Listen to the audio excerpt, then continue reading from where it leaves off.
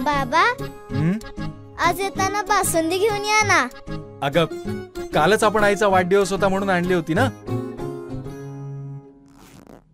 ऐकलं, गोकुळची बासुंदी पुन्हा खावीशी वाटतेय.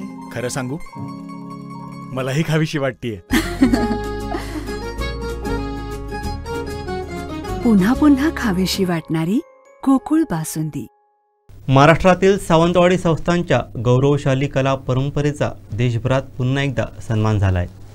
संस्थानकालीन अद्वितीय गांजीफा कला आणि कोकणातील दशावतार कलेला भारतीय टपाल विभागानं विशेष पोस्ट तिकिटावरती स्थान देऊन नवी उंची गाठली आहे. पाहूयात.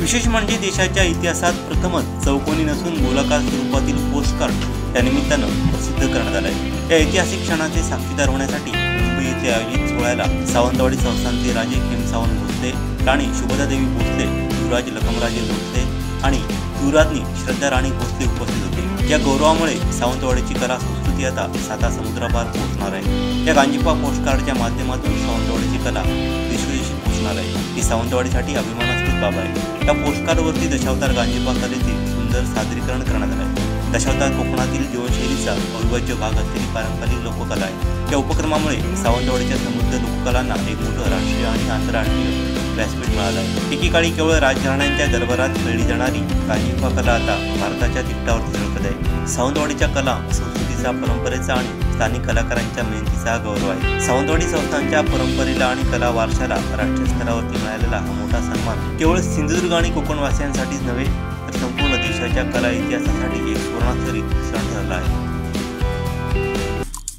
आमचे दिवसभरातले सर्व अपडेट्स, ताज्या घडामोडी आणि थेट लाईव्ह पाहण्यासाठी सबस्क्राइब करा, लाईक करा कोकणचं नंबर 1 महा चॅनल कोकण 7 लाईव्हचं YouTube चॅनल.